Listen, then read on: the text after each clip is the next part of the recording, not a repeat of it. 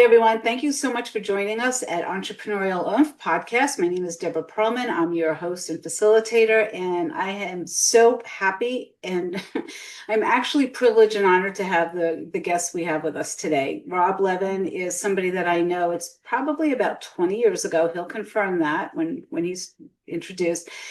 And going back at the time, he was in publishing. So he'll tell us about his journey into and out of that industry and what he's doing now.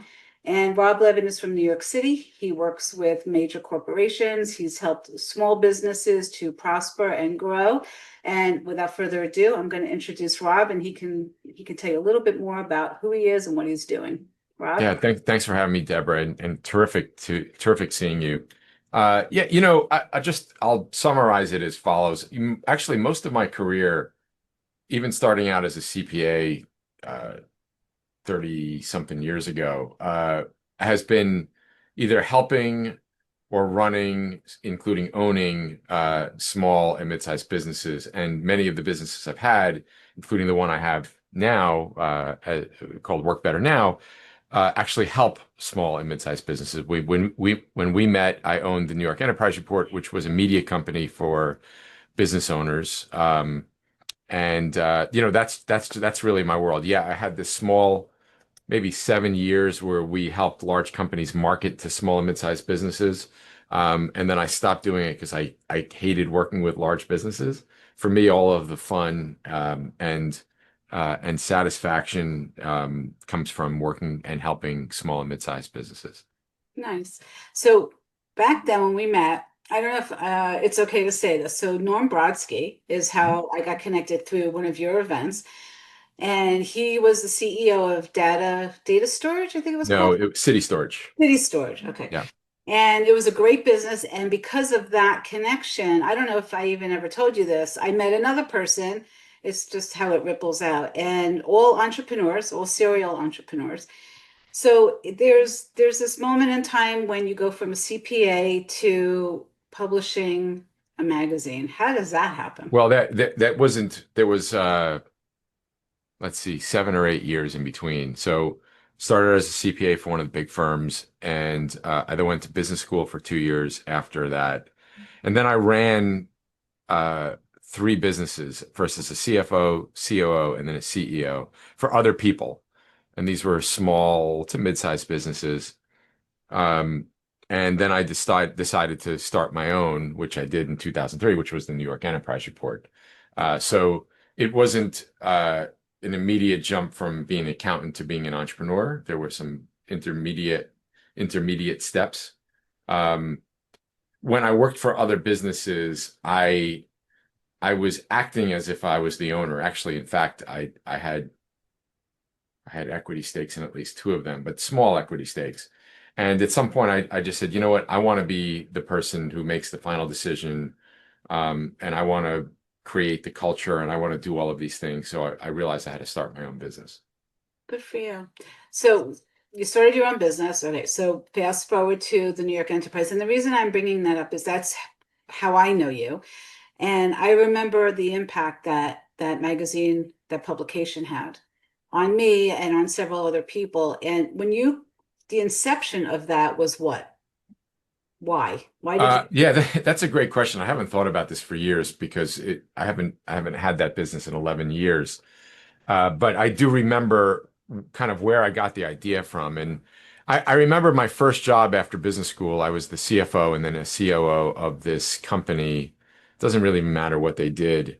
And this was in the mid to late 90s.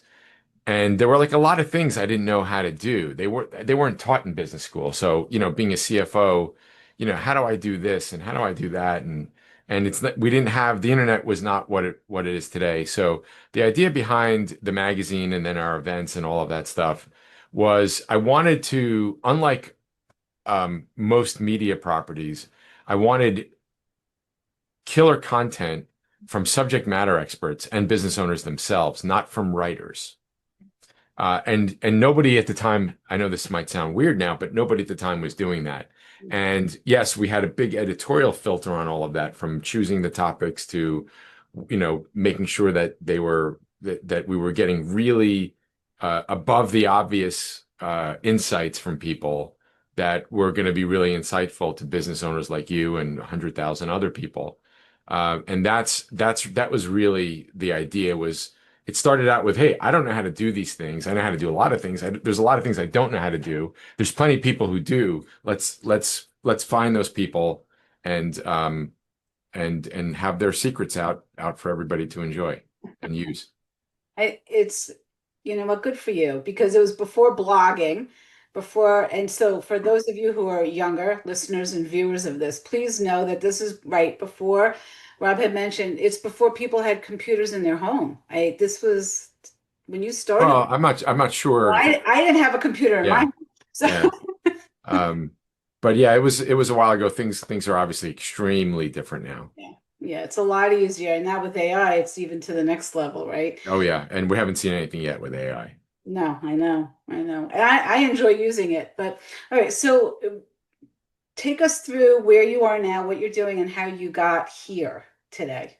Well, um, around 2013 or 2014, and I'll spare you from the long version of this. I hired my first assistant.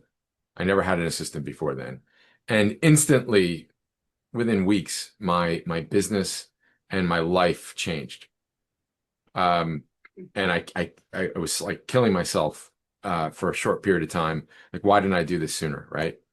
Um, and my assistant was from El Salvador, and this is right when I was shifting from the New York Enterprise Report to RSL Media. That was a part of the business I didn't sell when I sold the New York Enterprise Report, where we helped large companies market to small businesses, and we had big, a lot of very familiar names as clients. And it just changed everything for me. And because I know so many business owners through the New York Enterprise Report, I mean, hundreds, if not over 1,000, a lot of people were asking me about my assistant. They knew that she didn't work with me in the office. And I was actually referring a lot of those people over to the company that my assistant worked for at the time. By the way, that assistant, she's now the general manager of Work Better Now. So a lot has changed. So anyway, long story short, at some point I said, you know what? I can do this much better than the company that my assistant was working for can. And with a friend of mine from college, who's now my business partner, we decided to start the business. We decided to start it in 2018. We really got going in 2019, and it's just been it was actually slow growing going until the end of 2020, and then because of COVID and everybody getting comfortable with remote work, things really took off. And then we pivoted a little bit by going beyond assistance, and now we do over 40 roles of talent from Latin America for US based small and mid-sized businesses. That's fantastic. Find a need, fill a need, right?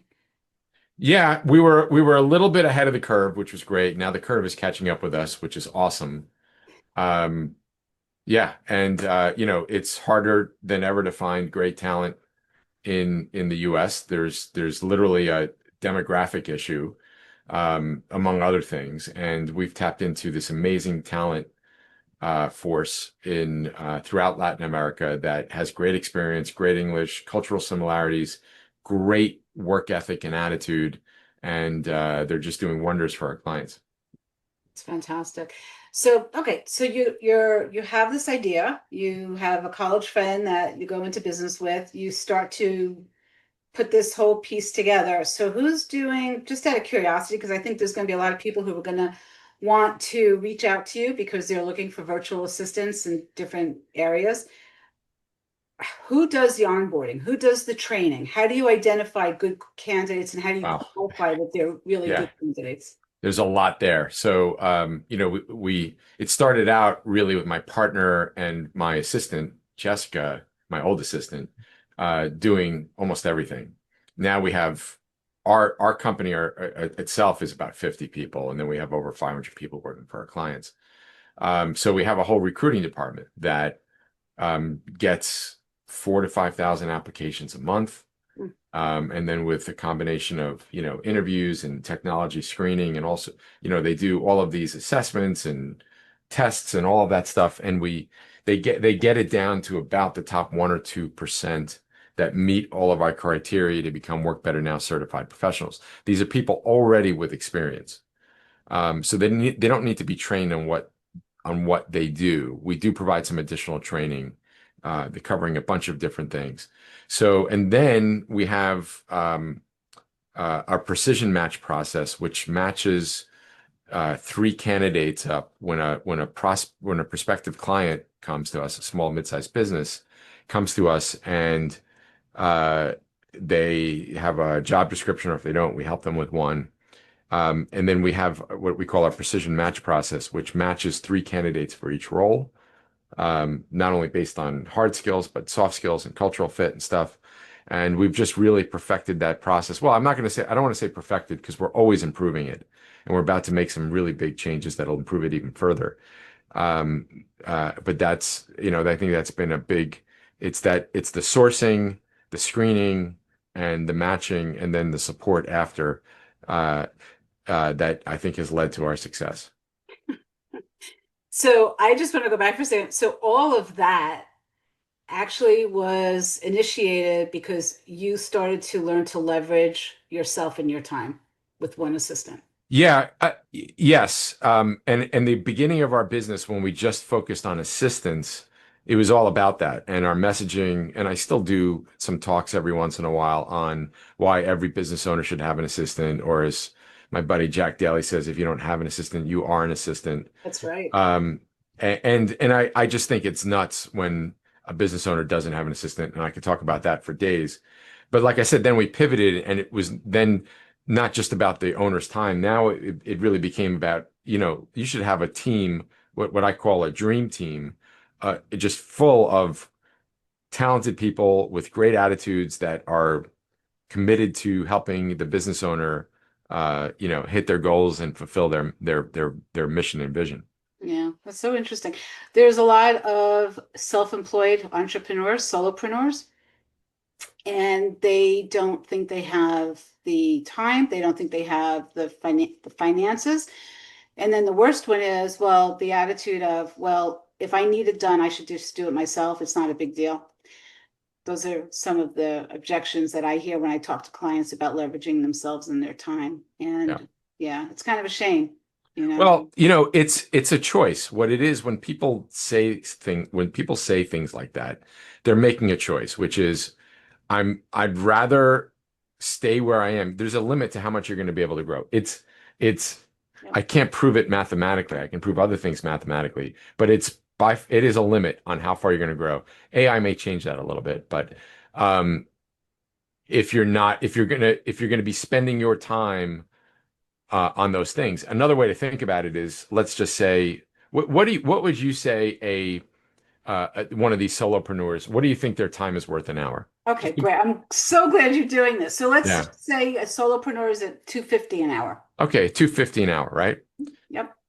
Here's a really easy question for them. Why are they doing 25 or $35 an hour work? Yeah. They're overpaying themselves, aren't they? Yeah, that's one way to look at it. And the thing that I found is people would say, "Well, I'm going to wait for this to happen, this big deal to come in, or this to happen." And I have found that that's just a bunch of crap. You want those things to happen, you got to free up your time. And again, it's a choice. If you are like, hey, I want to do all of these things myself, I like doing them, I'm happy doing them, that's fine. You just have to accept the fact you're putting a cap on your growth. And if you're okay with that, fine. But if you want to grow, you're going to have to get uncomfortable for a few weeks while you do this. Look, I didn't hire an assistant for the first 10 years I had the New York Enterprise Report. I wish I did. Um, but I was one of those people in a way. Yeah. I think everybody maybe, I don't know, maybe saying everybody is too general, but I think there's a lot of people out there that almost have to learn the hard way. And it's unfortunate. So there's so much information, and there's so many people who have had success stories, and they talk about their failures and their challenges and how they've learned to leverage themselves, and then how the business has just blossomed to a whole new level. And they're kind of, it's a lot of self-limiting beliefs. It's a lot of, I'm stuck here, this is where I am, I'm not going anywhere else. And if I hire somebody else, then how am I going to afford to pay them every month? That's the other big thing I hear all the time. And what they're not understanding is, as the entrepreneur and the CEO of their business, they're the ones who are the rainmakers. They'll have more time to actually create the revenue, and the rest kind of feeds itself. And for people who own, larger businesses, not just maybe rainmaking, but the pace of change in business has never been faster, and it's getting even faster. And if you don't have several hours a week, and I'm talking like 3 to 5, minimum of 2, to think about all of these changes and how you have to change your marketing because marketing is changing, maybe change your product or service you're offering, your messaging. If you're not thinking about or how managing your team has changed, if you're not thinking about those things and you don't have the time to think about those things, the next few years are going to get really tough on you. Yeah. I hope everybody hears that.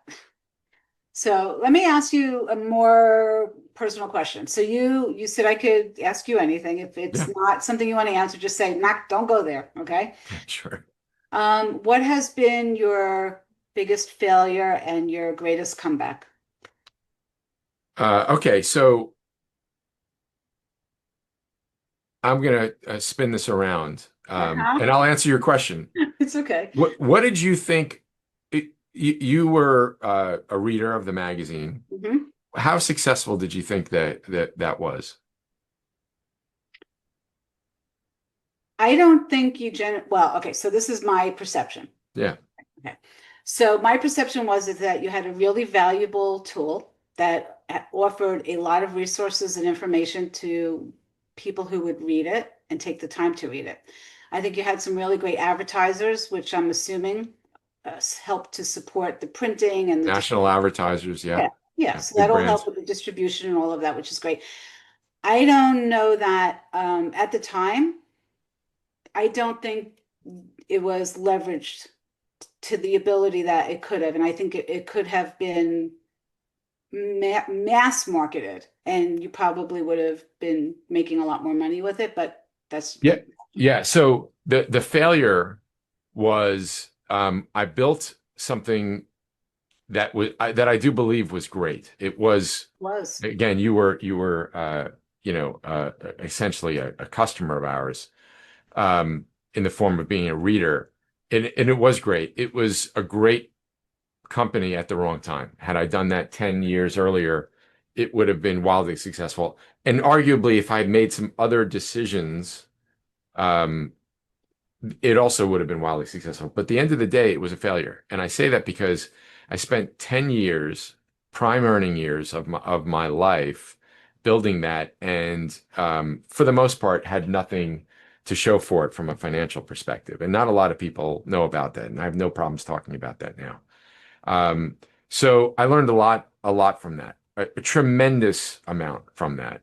Um, One was my thought every year was I just can muscle my way through this. And where what I did wrong, where I failed was number one, I didn't look at the trends, which were obvious. It's not like they were hidden, they were obvious, which is print advertising going down. And while digital advertising was skyrocketing, digital advertising was a different game that I wasn't prepared to play. And while our event business did well, um, you know, not enough to make it a profitable thing. So I didn't look at the trends. I didn't focus enough on culture, which led to this thinking of I can muscle my way through it. I had a pretty good team, but I never focused on culture um, where people were, well, occasionally I'd get some ideas pushed up to me, but it was very much a pull thing. And that wasn't a function of the people I hired. That was a function of me as a leader. And that's changed dramatically from it worked better now, where day one, when my partner and I were in a bar in Portland, Oregon, and decided to start this business, we literally started talking about culture and our values that day. So that was a failure, and that were two of the things that I've since spun around. So I got early in on this offshoring trend. Um, I focused on culture, and I now have a book coming out called The New Talent Playbook, The Ultimate Guide for Building Your Dream Team, and a lot of that goes into culture and many other things that business owners need to know about the talent side of running your business, which is probably the most important part of running your business. So and then at the same time, I guess what's great is a lot of the good things that came out of the experience of the New York Enterprise Report are still helping me with this business today, from my connections, my social capital, all the things I learned from other business owners, of course, learned in that experience. So, you know, that's history, but I did, and definitely a failure, and I have no problems admitting it. But I also learned a lot from it, and didn't just move on, but moved on, taking in those learning lessons and factoring them in. Yeah, that's fantastic. And thank you for being vulnerable and transparent. I think that's a good message for anyone out there. And I don't think there's anybody out there that's an entrepreneur that hasn't failed at least a few times, right? And the idea is to, right, what's the takeaway? What do you learn? And how do you make sure that the next time you're better prepared? So good. And then the greatest achievement, your greatest achievement. Well, on the business side, I would say Work Better Now has been by far the thing that I'm most proud of. We first time on the Inc. 5,000 list. Congratulations. Thank you. Just a great business. What I love is the feedback that I get from both our clients and our Work Better Now certified professionals, the people working for our clients, about how we've impacted their business and their lives. And there's just nothing that beats that. It's awesome. Yeah, I'm really happy for you. Thank you. It's been a road. So okay, so now Work Better Now. You have a website, you have marketing. How do you promote it? Yeah, it's a great question because we're about to embark on some new stuff. So the first, well, up until now, and all that growth we've had, and it's significant growth, has almost all been through referrals, which is amazing. And at some point, and we're hitting that point, that if we want to continue to grow aggressively, you can't rely on referrals, even though those referrals continue to come in. Mhm. So we are, I can't go into too much of the detail on the marketing side, but we're about to launch some really interesting marketing uh, campaigns and programs. Number one, number two, as I mentioned, the book is coming out, and while it's not about Work Better Now per se, it's going to certainly help the company. And there's a whole chapter, of course, on offshore talent because that's really not becoming an option for companies today. It's really becoming a must.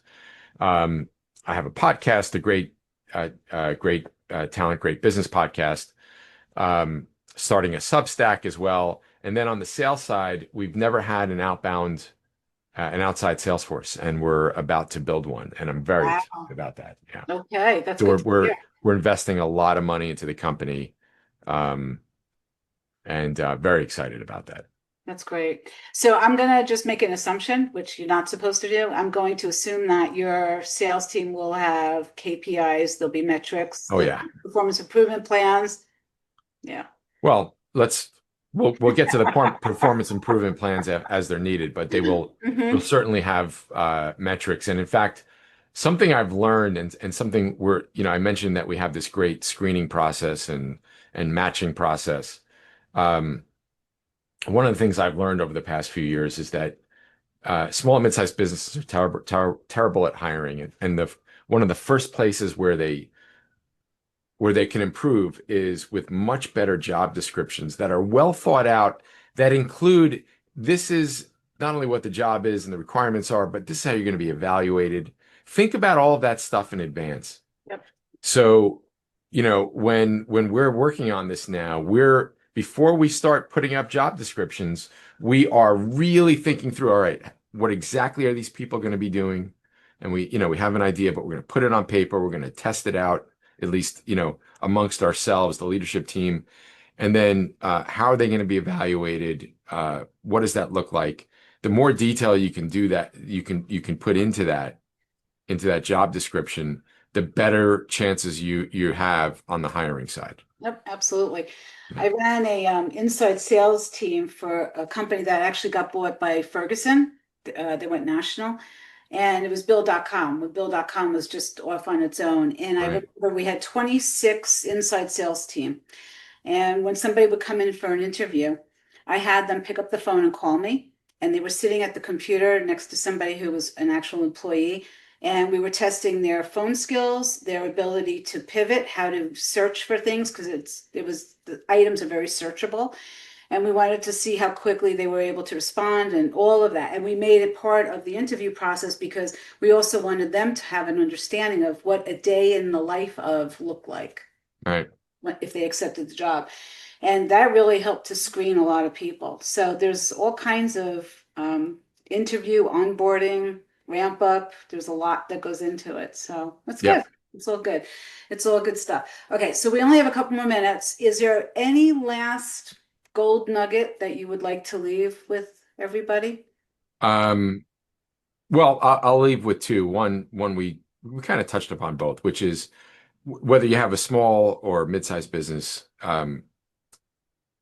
you're going to make huge changes to your business and your life by having an assistant. I don't care if you get them from us or anybody else, but get one, get a full-time one. Do not go part-time. There's probably a blog on our on Work Better Now site about why you should go full-time. And for those of those viewers and listeners who have a workforce, have employees, really, if you don't start focusing on your culture, keep in mind you have a culture, whether you designed it, it's by design or by default. And you got to really, it's got to be by design, and it's got to be something positive, because today's workforce, particularly the younger generations, are insisting on that. And when I say insisting on it, they're not going to go to work or not going to stay at a company where there's not a healthy, positive, and growth-oriented culture. Yep. And a lot of that stuff will be covered in my book, which will be out next month. So those are two nuggets. Good. Thank you for that. I Yeah. appreciate that. I appreciate you taking the time. I just wanted, so very quickly, because we only have a minute. When I first met Rob, going back, we were both in New York City, and I asked Rob if I could meet with him because I wanted to pick his brain. And his answer to me was, I'll meet with you for 30 minutes. What's the agenda? Because he wasn't going to take his time to meet with. Do you remember that? We met No, at I don't remember. I about, oh remember, my I vaguely God, remember a you meeting, were but I so don't remember. Yeah. Yeah. you were very structured. And I Yeah. still talk about that to this day because it's you were very protective of your time, and nothing wrong with that. I think more people should be, right? What are we talking about? Why are we meeting? Here's the time frame. What's the agenda? And we got right to the conversation. It was a great conversation. So thank you for that. So. My, my, I'm glad it helped. Yeah, it did. It did. So, all right, we're gonna wrap up. If somebody would like to learn more about you, the website, your business, your Yeah. book, how do Uh, they find you? you want to find out more about me and the book, because I don't know if we have a URL up on the book yet. But you can find out more about me on LinkedIn, Rob Levin. And the podcast is the Great Talent, Great Business podcast. You can find it on everywhere you get your podcasts, as well as on YouTube.